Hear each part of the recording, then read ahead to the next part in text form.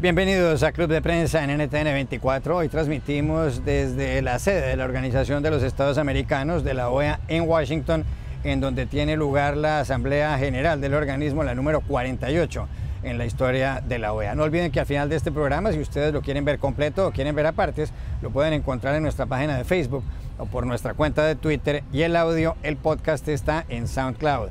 Les doy la bienvenida en este día primaveral a los invitados a este programa. En primer lugar está con nosotros Beatriz Pascual, corresponsal de la Agencia Española de Noticias EFE. Beatriz, bienvenida a este programa. Muchas gracias.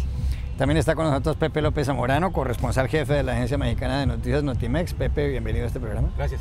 ¿Hace cuántos años vive usted aquí en Washington? Desde la versión primera del NAFTA en 1993, casi 25 años, un buen rato ya. Estamos inventariados aquí. ¿Quién era el presidente de Estados Unidos? Bill Clinton. Bueno, es posible, nos dicen que es posible que venga en un rato Mike Pence, el vicepresidente estadounidense, a la sede de esta organización. Beatriz, usted está cubriendo permanentemente lo que está pasando en esta Asamblea General y han publicado una noticia, además la firman usted y Raquel Godo, su compañera de EFE, que estará aquí en unos minutos, que se titula básicamente que crece la presión para marginar a Venezuela de la OEA. Hay que decir que Venezuela el año pasado presentó una propuesta para retirarse de la organización y que si se surte todo el trámite, esto terminará el año entrante. Sin embargo, un grupo de varios países han presentado un proyecto de resolución, primero para rechazar el resultado de las elecciones presidenciales en Venezuela del pasado 20 de mayo, que fueron ganadas por Nicolás Maduro, fue reelegido el presidente Maduro, y en segundo lugar para suspender a Venezuela del organismo. Se requeriría una asamblea extraordinaria para hacer esto, convocar una asamblea extraordinaria y los votos de las 2/3 partes de los miembros de la OEA, que son 34. Aparentemente hay 18 votos de momento, los 14 del Grupo de Lima, donde hay países como México, o Colombia, o Brasil, o Argentina. Está también Estados Unidos y se han sumado, como cuenta usted en sus despachos, Jamaica, Bahamas y Barbados. Aquí la pregunta es, ¿lograrán tener éxito quienes están pidiendo que se convoque a una asamblea extraordinaria para suspender a Venezuela de la OEA? Pues yo creo que el éxito lo vamos a definir esta tarde cuando ya tengamos el texto que se va a someter a votación, porque esto es un ambiente muy fluido y bueno, pues hay cierta escepticismo, cierta resistencia a suspender a Venezuela de la Organización de Estados Americanos. Ahí se incluyó finalmente en esa resolución de la que estábamos hablando un párrafo en el que se abre la puerta a la suspensión de Venezuela, que no es un proceso automático, hay que convocar, como contabas, una Asamblea General Extraordinaria y en esa asamblea hay que tener un apoyo muy grande de 2/3 de los estados para poder aprobar la suspensión. Pero, sin embargo, es un ambiente fluido. Puede que ese párrafo se elimine, hay fuentes diplomáticas que nos han estado diciendo eso en las últimas horas y entonces, claro, pues la resolución tendría un alcance mucho más corto. La clave es si se mantiene ese párrafo para suspender a Venezuela y luego qué pasa después de eso, porque aprobamos una resolución en la que decimos que sí, que vamos a convocar una asamblea extraordinaria para discutir la suspensión, pero ¿luego qué? ¿Luego votamos si tenemos los votos para suspender o no? Es un gesto simbólico que por supuesto tiene un gran contenido y podría derivar en sanciones, restricciones de visados, pero hasta qué punto se va a conseguir la suspensión, eso todavía está por ver. Pero en el texto de esta resolución quedará constancia por lo menos de que la OEA sí rechaza las elecciones en Venezuela. Sí, hay varios puntos que ya están incluidos, uno de ellos es el rechazo a las elecciones del 20 de mayo, la condena pues a la falta de diálogo con la oposición, también el tema de la petición para la entrada de ayuda humanitaria, que es algo que al gobierno de Maduro se ha estado resistiendo, y también el tema de volver, ¿no?, de restituir el orden constitucional, dar a la Asamblea Nacional el poder que le fue arrebatado por la Constituyente. Entonces sí, esos puntos están incluidos, son en los que hay mayor consenso entre los países aquí en la OEA, pero la clave es si el párrafo de la suspensión se mantiene o si se quita y si se vota al final, si hay apoyos para suspender a Venezuela.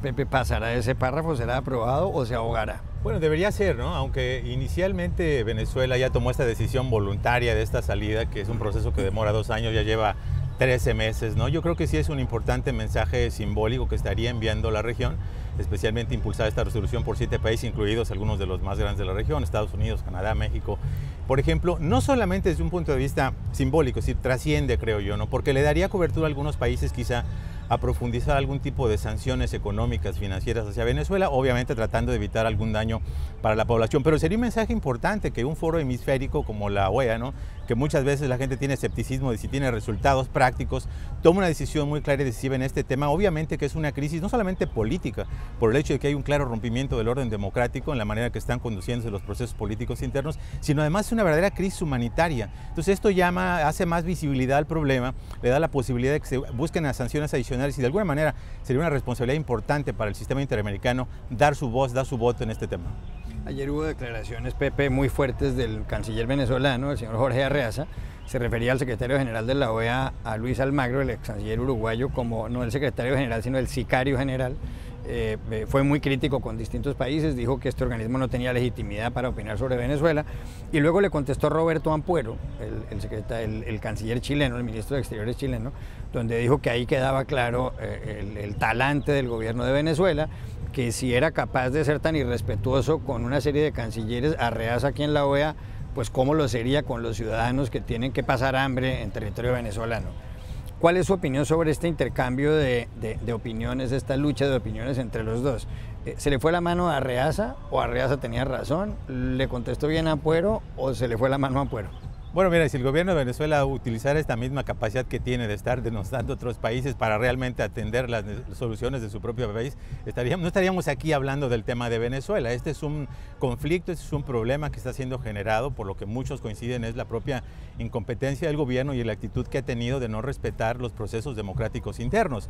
La OEA no inventó el problema, los países que están promoviendo la resolución no inventaron el problema, hay una crisis real en Venezuela, hay un desabasto real, está provocado por las propias políticas internas, y el hecho de que un organismo interamericano dé la voz aquí, actúe proactivamente, tiene que ver también con lo que es una clara presión internacional de lo que estamos viendo, que es un problema muy serio en Venezuela. Yo esperaría que realmente se dirimiera esto en temas diplomáticos, en propuestas muy concretas, y obviamente no hay una actitud nada constructiva por parte del gobierno de Venezuela de lo que estamos viendo hasta el momento.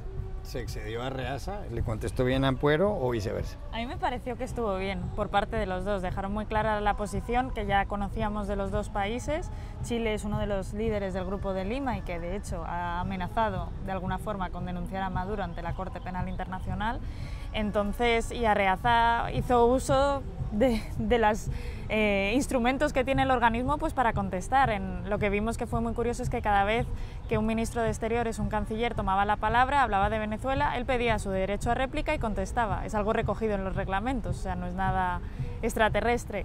Lo que sí es significativo y muestra, ¿no?, es la tensión que existe, cómo esto está un poco enquistado y hay que buscar una solución en la que parece que no sé si habrá salida. Hay una cosa muy importante que decía Arreaza y es que ellos ya se han ido de la organización, ¿no? Él decía, nosotros ya hemos iniciado el proceso para irnos, que se completará en el 2019, entonces esto al final es como una relación de pareja en la que yo no te dejo, te voy a dejar yo. Es como, bueno, pues Venezuela, no te quiero en la Organización de Estados Americanos, pero si yo ya te iba a dejar. Es una relación un poco complicada. Exacto. Pero le importará a Venezuela, Pepe, que la echen de la OEA, que la suspendan, porque no la pueden excluir, expulsar, pues salvo qué sé yo, pero es simplemente una suspensión lo que se pide, que es una medida grave y se ha adoptado en muy pocas ocasiones. De hecho, Cuba, por ejemplo, está suspendida desde 1962 como consecuencia de la Revolución Cubana y del hecho de que este organismo consideraba que ahí no hay democracia. Pero le importará a Venezuela porque ayer Nicolás Maduro dijo que el día que lo suspendan va a organizar una gran fiesta en su país y que además va a declarar un día de fiesta nacional. Bueno, está claro que a lo que a Venezuela le encantaría es evitar que se apruebe esta resolución, porque entonces proclamaría que es un éxito diplomático de Venezuela y que por lo tanto no hay un consenso internacional, no solamente sobre lo que está ocurriendo en su país, sino trataría de deslegitimar la propia intención de algunos otros países, ¿no?, para poderla echar. Yo creo que en ese sentido a Venezuela sí le importa el desenlace, de otra manera no estaría aquí. Muchos dicen, bueno, es que de por sí no le preocupa lo que opine la comunidad internacional. Yo creo que sí le preocupa mucho, y el hecho de que pudiera anotarse una victoria obviamente va a ser el objetivo que tienen en esta Asamblea General. Beatriz, ayer había gente que pedía que se incluyera en el temario de esta Asamblea General el asunto de Nicaragua, el hecho de que ha habido una represión fuerte, ha habido más de 100 muertos como consecuencia de protestas contra el gobierno de Daniel Ortega. ¿Finalmente eso no va a quedar en el temario? No quedó en el temario. No se incluyó en el temario. Lo que sí que se ha incluido es la votación sobre una declaración, que no una resolución. Una declaración es una fórmula que tiene la OEA de opinar sobre asuntos, pero que no tiene una fuerza vinculante como puede tener una resolución que desemboca en sanciones o en cambios en relaciones diplomáticas. Es una declaración en apoyo al pueblo de Nicaragua, una declaración que ha presentado el propio gobierno de Nicaragua y Estados Unidos. Es una fórmula en la que yo creo que lo que trasciende el significado es que Nicaragua está tratando de buscar un diálogo con otros países, con algunos de los más críticos, como Estados Unidos, que estaba pidiendo y empujando para que esto se discutiera aquí, y luego también, de alguna forma, ¿no?, distanciarse de Venezuela y decir, nosotros estamos hablando y estamos aquí en un proceso de diálogo. Quieren evitar, y creo que lo van a conseguir, una condena de la organización, y lo han hecho muy inteligentemente, respaldando ellos mismos una declaración que llama al diálogo, que no condena a Ortega, eso es muy importante, sí, sino que simplemente pues llama al diálogo entre los actores, pide el cese inmediato de la violencia, pero se queda ahí. ¿Comete un error la OEA al no incluir en el temario el asunto de Nicaragua? Bueno, yo creo que el tema obviamente amerita la atención, ¿no? Porque estamos viendo que hay una creciente cantidad de países de la región que está expresando su preocupación por lo que está ocurriendo en Nicaragua, y siendo la OEA un foro donde se dirimen justamente problemas de esta naturaleza, obviamente hubiera sido un escenario ideal, una asamblea general para discutir lo que está ocurriendo y sobre todo lo que viene para adelante, ¿no? Porque tiene que haber un proceso de reconciliación interna, hay mucha polarización en Nicaragua y obviamente es un tema de atención internacional y regional. Es muy importante, sí, perdón, que no se ha convocado ni siquiera un consejo permanente para hablar del tema de Nicaragua. Eso es muy significativo, o sea, no ha habido un foro destinado a hablar del tema de Nicaragua. Pepe, hay noticias de México. Recientemente el presidente Donald Trump en los últimos días declaró ya abiertamente una guerra comercial, no solo contra México, sino contra Canadá y la Unión Europea, porque tomó la determinación de subir los aranceles para el acero al 25%, para el aluminio al 10%. Hay que tener en cuenta que en el caso de los aranceles que Estados Unidos le impone o le ha impuesto tradicionalmente a la Unión Europea han sido del 3%. Subir esto al 25% es muchísimo. La Unión Europea ha anunciado medidas retaliatorias de, por ejemplo, imponer aranceles a productos típicos estadounidenses como las motocicletas Harley Davidson, como el whisky Bourbon, como el whisky Jack Daniels y demás. Pero ahora México en la Organización Mundial del Comercio se ha sumado a las represalias que quieren imponerles pues justamente la Unión Europea, Canadá y su país. ¿En qué consiste todo esto?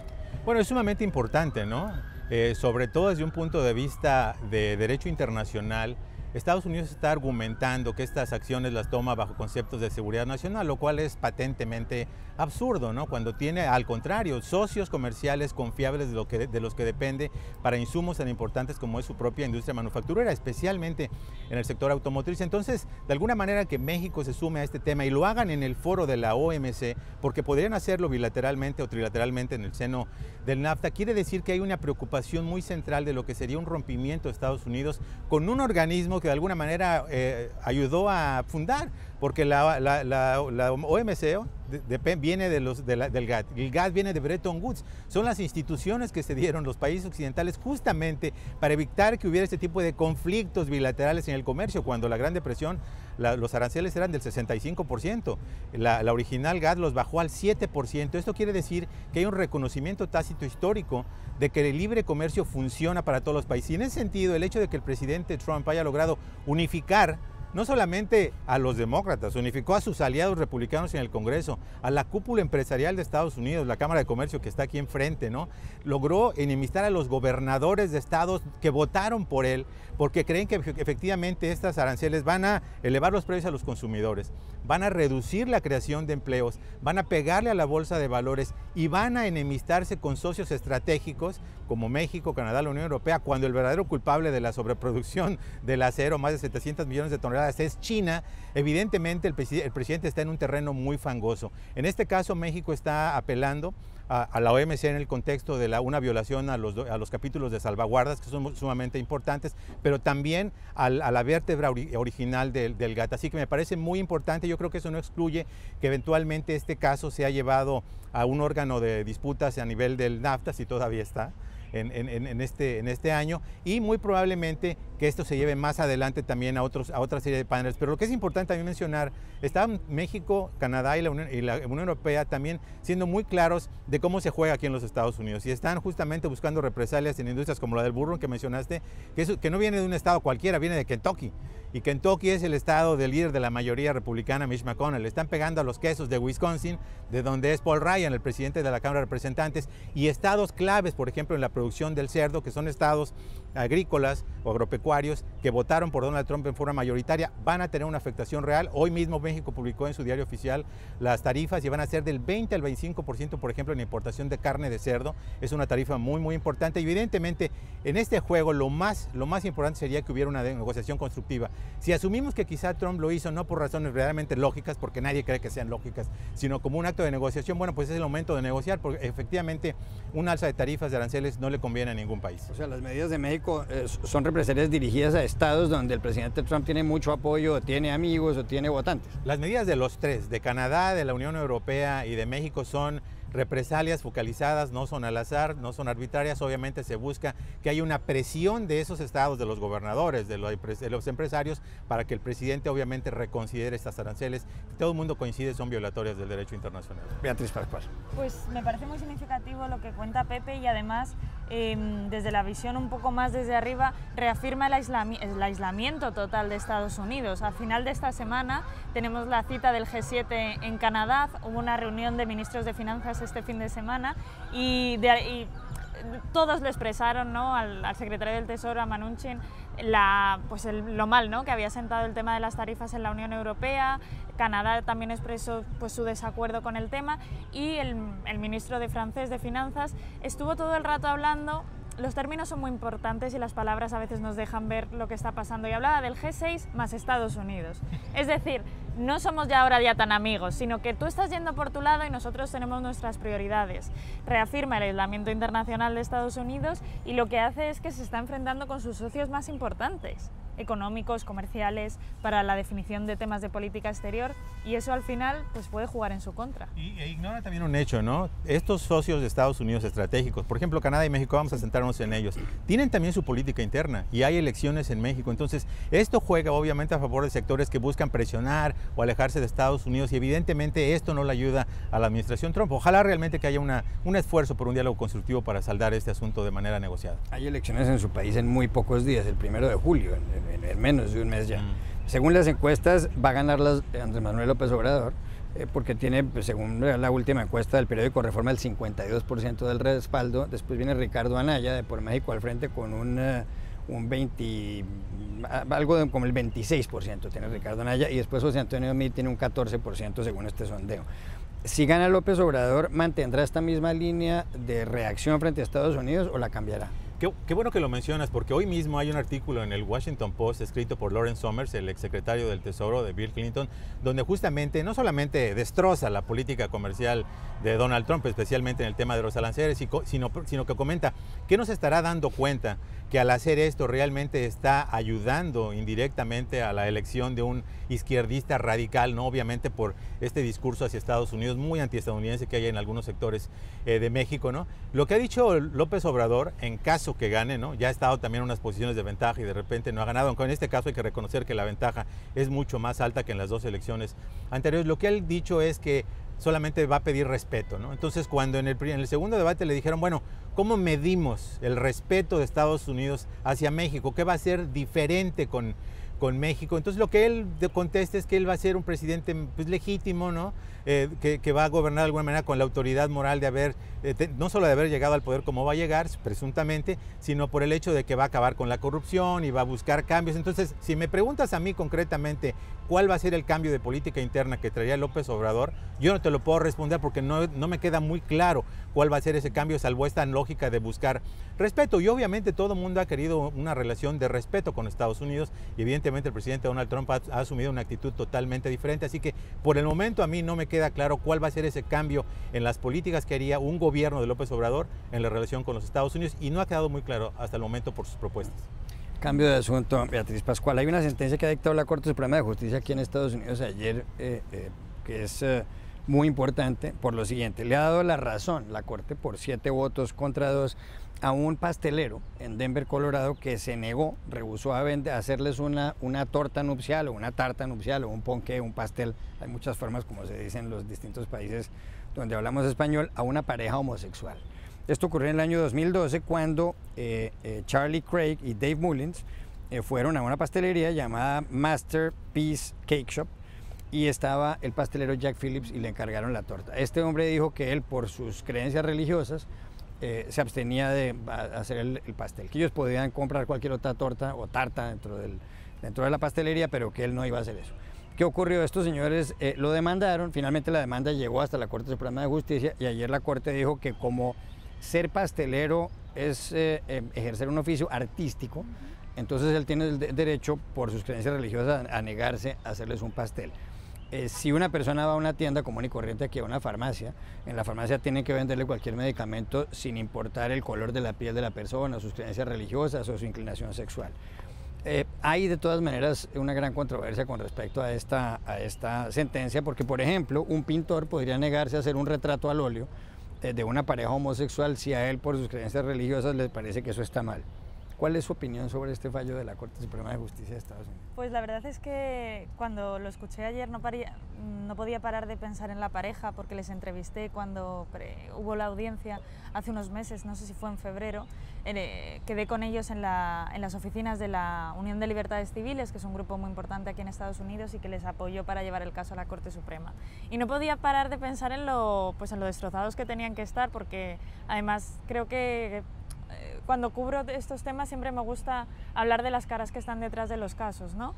Saber quién es la persona que ha tenido el valor de alguna forma de llegar hasta la Corte Suprema con todos los costes judiciales que eso tiene, la exposición pública, como que interrumpe un poco tu vida, ¿no? Entonces no podía parar de pensar en ellos y luego también en el significado que esto tiene a nivel más grande, ¿no? Desde que se legalizó el matrimonio homosexual en Estados Unidos en 2015, ha habido muchas iniciativas de diferentes grupos religiosos de la derecha evangélica para tratar de frenar la implementación de este fallo. Entonces lo que han hecho estados conservadores es negar los servicios a las parejas del mismo sexo, como ocurrió en este caso con la torta, ¿no? No te hacemos la torta porque eres una pareja homosexual. También hubo, por ejemplo, el caso de una funcionaria de una corte que se negaba a inscribir a las parejas del mismo sexo. Se casaban, pero no les inscribía en el registro. Entonces es una resistencia un poco velada que está haciendo a este fallo, y lo que hace en realidad la decisión del Supremo de ayer es debilitarlo. Es decir, permite, legaliza de alguna forma la discriminación, y eso puede ser muy peligroso. Pepe, aquí voy a discrepar con Beatriz. A ver. Porque me parece que lo importante del fallo es lo que no es. La Corte Suprema no está endosando que una persona de distinto sexo, de cualquier sexo, vaya a un lugar, una pareja por ejemplo, y entonces una persona, un dueño de un negocio, le niegue un servicio. Lo que ellos están diciendo básicamente es que la manera en la cual la Comisión de Derechos Civiles de Colorado determinó su fallo, ¿no?, fue de una manera hostil hacia el pastelero, de una manera muy agresiva, de una manera casi denostativa, ¿no?, contra lo que él asumía que eran sus derechos bajo la primera enmienda constitucional. Lo que estaba un poco difuso es que cómo sabía él que le iban a pedir, si era un adorno del arco iris, ¿no? Él nunca supo, y los jóvenes nunca le dijeron porque duró 20 segundos la interacción, ¿no? Nunca supo qué le iban a pedir, por lo tanto la argumentación era, bueno, ¿cómo sabías que iba a ir contra tus principios, ¿no? Entonces lo que la Corte está haciendo es una decisión muy, muy estrecha, que es decir, la Comisión se sobrepasó en el ejercicio de esa autoridad al darle el fallo al pastelero, y sin embargo es necesario que haya una actitud de tolerancia por parte de todos los negocios para que las personas no sean discriminadas. ¿Qué quiere decir esto? Que realmente están abriendo la puerta a que haya un nuevo fallo o un nuevo caso en el cual se dirima lo que es ya la sustancia del tema. Si las personas, ¿no?, por ejemplo las parejas del mismo sexo, tienen un derecho en cualquier estado, independientemente que el estado oficialmente acepte o no este tipo de matrimonios, tiene un derecho a ser tratado de manera igualitaria. Entonces yo creo que en ese sentido estamos todavía por ver ese fallo final. Fue muy interesante el disenso que hubo de dos de las magistradas, porque dijeron, bueno, es que esa pregunta no se respondió. ¿Qué fue lo que le pidieron al pastelero que pudiera violar sus derechos? No está claro. Entonces, este caso me parece es apenas el primer capítulo de lo que esperamos sea un fallo en el cual obviamente se ratifiquen los derechos igualitarios que tienen cualquier persona en Estados Unidos, no solo por su orientación sexual, por su orientación religiosa, etcétera, ¿no? Claro. Gracias, Pepe López Zamorano, por haber estado aquí. Gracias, Beatriz Pascual. Y ustedes no se vayan, ya volvemos a Club de Prensa. Volvemos a Club de Prensa en NTN 24 frente a la sede de la Organización de Estados Americanos, la OEA, en Washington, en donde tiene lugar la Asamblea General número 48 del organismo. Y les doy la bienvenida a otros dos de nuestros invitados En primer lugar está con nosotros la periodista española y corresponsal de la agencia de noticias EFE, Raquel Godos. Bienvenida, Raquel, como siempre. Gracias, Juan Carlos. Un placer. Enrique Gómez Batista, corresponsal de O Globo del Brasil. Bienvenido también. Muchas gracias. ¿Cuál es, Raquel, su percepción de esta Asamblea General en donde Venezuela y Nicaragua, sobre todo Venezuela, centra la atención? Usted ha cubierto muchísimo, ha escrito varios despachos para la agencia. ¿Cuál es su percepción de esto en términos generales? ¿Sirve para algo? ¿No sirve para nada? Bueno, yo creo que lo que están buscando los países del Grupo de Lima y Estados Unidos es mandar un mensaje simbólico, porque en términos realmente fácticos la posible resolución no parece que vaya a llegar muy lejos. Necesitan 24 votos para que puedan suspender a Venezuela de la OEA, y aparte, como bien reitera una y otra vez el canciller venezolano, ellos ya se están yendo. Con lo cual tiene más que ver con un gesto simbólico, una presión política, hacer del foro un lugar de denuncia a lo que está ocurriendo en Venezuela. Y en cuanto a Nicaragua, pues creo que las demostraciones de condena están siendo un poco tibias, salvo por parte del secretario de Estado Mike Pompeo. El resto de delegaciones no es que haya sido muy beligerante, están muy centrados en Venezuela, y se va a firmar previsiblemente una declaración en apoyo al pueblo de Nicaragua, pero que tampoco contiene un texto muy beligerante contra el gobierno de Daniel Ortega. Creo que tiene que ver que ahí hay una negociación entre el gobierno de Estados Unidos y Nicaragua, que no sabemos qué hay detrás de bambalinas, pero la han firmado los dos, lo cual es algo extraño. Y bueno, sí, yo creo que esta asamblea se centra fundamentalmente en ejercer presión sobre Venezuela y en elevar la voz sobre lo que está pasando allí en el continente. ¿Cuál es su opinión de esta Asamblea General, Enrique, usted que la está cubriendo también? Bueno, yo creo que el momento muestra un poco la división, o sea, la fuerza que se está intentando emplear contra Venezuela y cómo está mucho más suave con Nicaragua.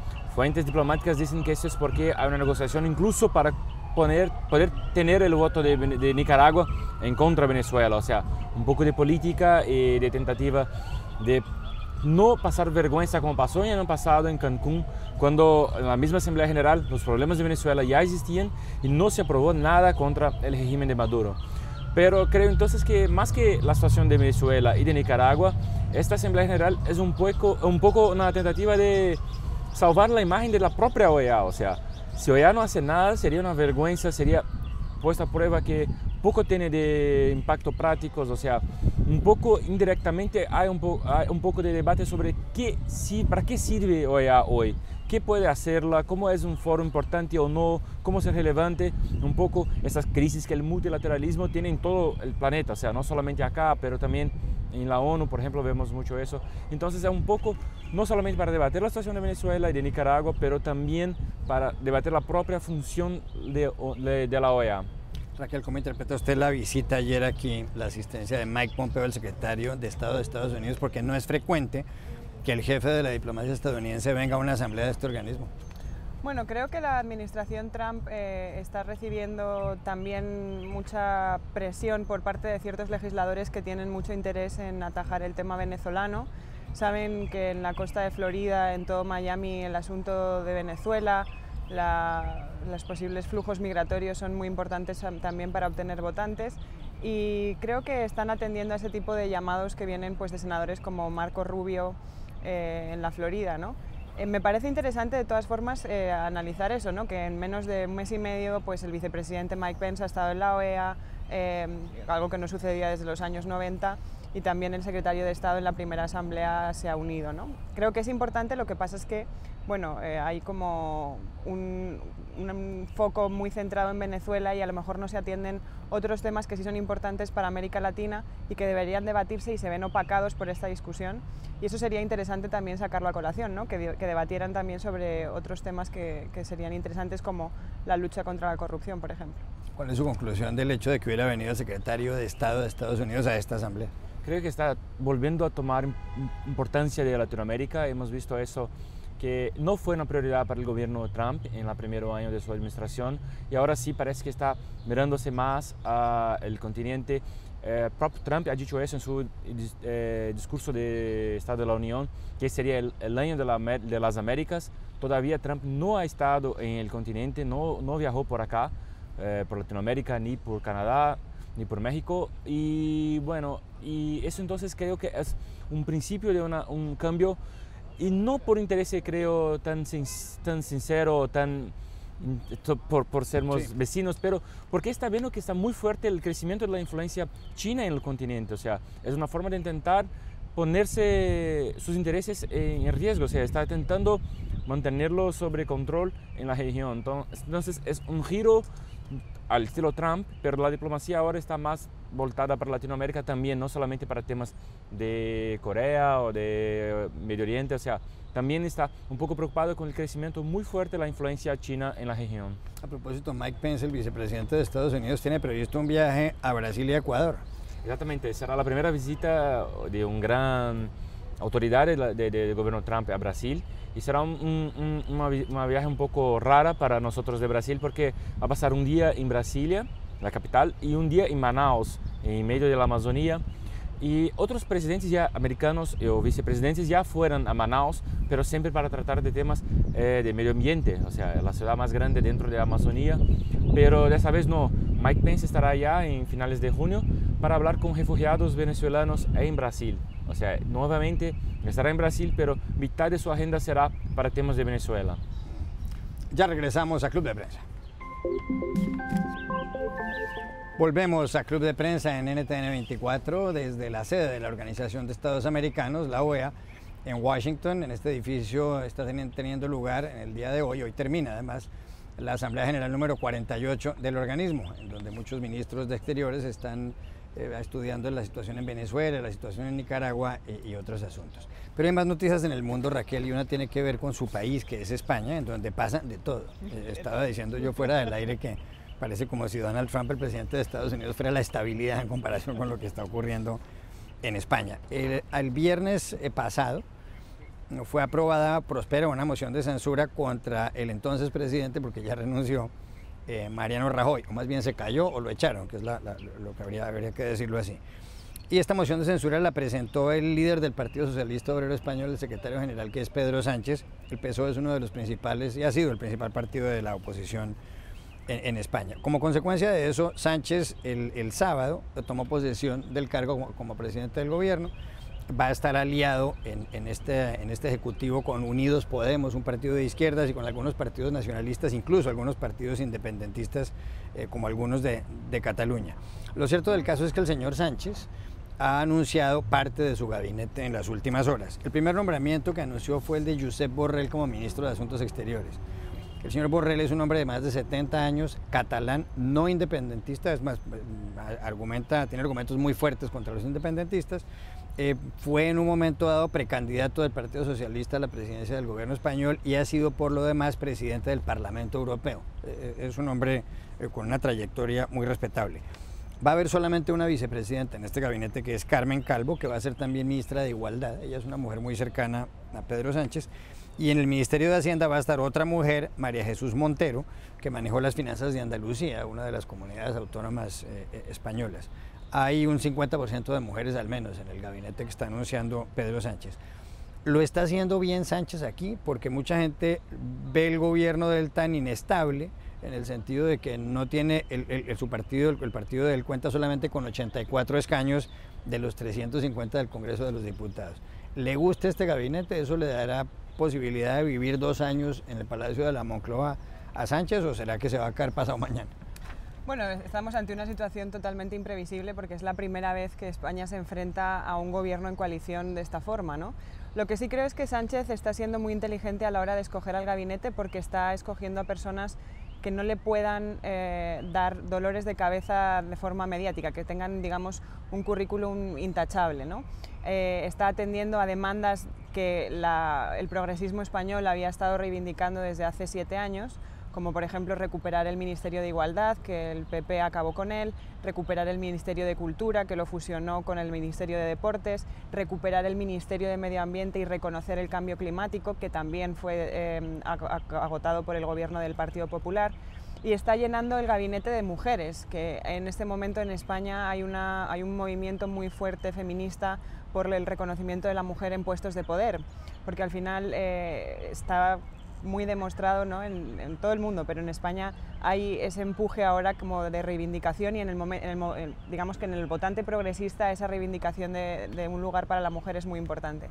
El gabinete está conformado por gente que es muy difícil de rebatir su trayectoria política. Suenan también nombres como Rafael Bengoa, que fue consejero de Sanidad para el Lehendakari Patxi López y de hecho también fue asesor de Barack Obama aquí para la reforma sanitaria. Es gente extremadamente preparada y lo está haciendo con mucho mimo. Creo que en ese sentido está tratando de dar lo menos que hablar, y Josep Borrell pues es una persona de un currículum intachable, le guste o no sus ideas, es una persona con muchísimo recorrido en la Unión Europea. España tiene que fortalecer su presencia y hacerse valer también en la Unión Europea, por no hablar de la ministra de Economía, que también ha sido directora de presupuestos de la Unión Europea y también es una mujer.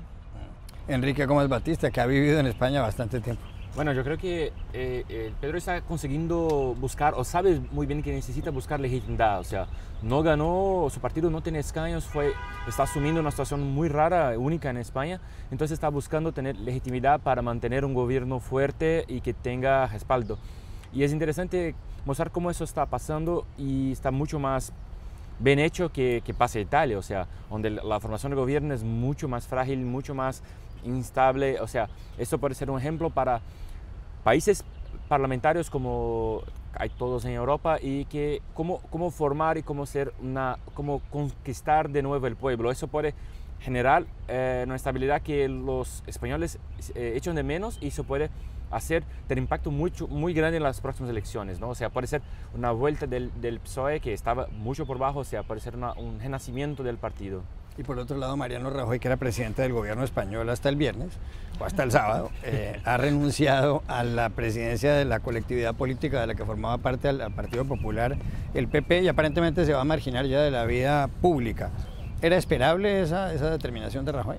Pues según he leído, había muchas presiones internas para que él se mantuviera, porque sorprendentemente hay una parte del Partido Popular que se niega a asumir que son corruptos, entonces no querían lavar la cara. Creo que él lo que ha hecho ha sido ser responsable con su propio partido, y una vez que ha pasado por una moción de censura, que es la condena más grande que un presidente puede tener en gobierno, asumir que esa ha sido parte de su gestión y salir del Partido Popular.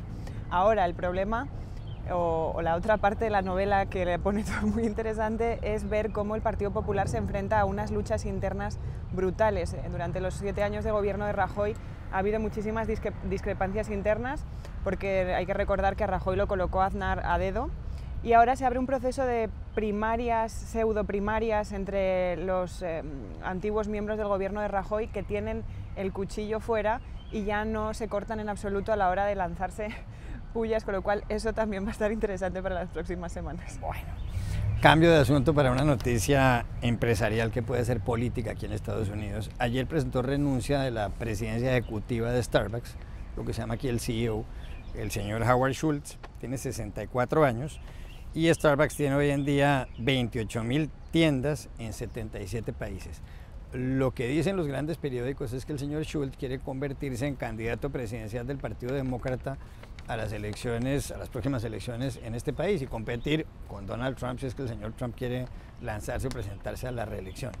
¿Le suena eso o le parece raro el argumento? Bueno, eso parece que está un poco de moda, ¿no? Va a ser varios países, no solamente acá, pero en Latinoamérica, muchos empresarios lanzándose en la política. O sea, hemos visto que todo el mundo pasa un momento de... Los políticos en general están en momentos muy malos, nadie más parece que confía o cree en los políticos, y hay un hueco, y ese hueco se ocupa. En político no hay espacios vacíos, siempre alguien lo ocupa, ¿no? Mucha gente pasó por una primera ola de personas públicas o celebridades intentando crecer en la política, pero ahora sí vemos un movimiento muy fuerte de empresarios. Pero como propio Trump muestra acá en su administración, no es tan sencillo, no es la misma cosa. Comandar una empresa o comandar un país o un gobierno son animales totalmente diferentes y no es sencillo, pero no sé... el momento político está tan malo en general que las personas buscan otras alternativas, y ojalá puede ser que tenga suerte, pero no sé si tendrá primero como vencer dentro de las primarias del Partido Demócrata, que tiene muchos nombres que están locos para las elecciones de 2020, ¿no? Raquel Bodas. Sí, es que hay efectivamente muchos nombres, ¿no? Está el eterno Biden, que parece que hay una nostalgia porque él finalmente no se presentara a las primarias de las elecciones pasadas. Hay un puñado de senadores, el alcalde de Los Ángeles, Kamala Harris, que es muy progresista y fue fiscal general de Los Ángeles, ahora senadora por California. Va a haber una pugna interesante, pero por supuesto es también un paso adelante sobre este tipo de perfiles, ¿no? De empresarios que piensan o creen que deben irse a la política porque a los políticos no les va bien en lo suyo. Puede ser algo interesante también ver a Trump enfrentarse a alguien, si llega a Schultz, a alguien con su perfil, ¿no? Que sabe cómo manejar multinacionales y también cómo tener la mano firme en ese sentido.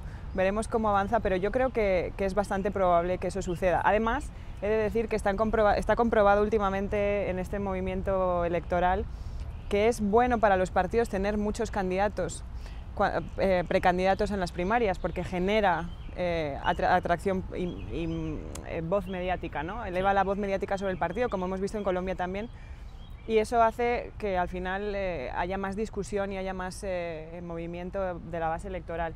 Puede ser interesante eso. Bueno, en 2016 en las primarias una de las voces más fuertes en contra de Trump fue de Michael Bloomberg, que casi se lanzó como candidato independiente. Yo creo que también se va a presentar, ¿no? No sé, está un poco viejito ya, ¿no? No sé. Bueno, y Trump tampoco es ningún joven. Sí, Trump cumple 72 años dentro de 11 días. Pero en las primarias demócratas fue uno de los discursos más fuertes que ha hecho y que ha dicho que y es fuerte porque venía del Partido Republicano y ha dicho que no podía apoyar a Trump, apoyaría a Hillary porque sabía reconocer no me acuerdo la palabra que usó, pero un malo empresario, un trapacero, una cosa así, o sea, un empresario que no es bueno muy fácilmente, y ese era el caso de Trump, o sea, fue un embate muy fuerte y tal vez puede volver en 2020, ¿no? Ya se verá. Ya regresamos a Club de Prensa. Volvemos a Club de Prensa desde Washington, desde la sede de la OEA, para despedirnos porque se acabó el tiempo. Gracias Raquel Godos por haber estado aquí, gracias Enrique Gómez Batista, y a ustedes los espero en una próxima oportunidad en Club de Prensa.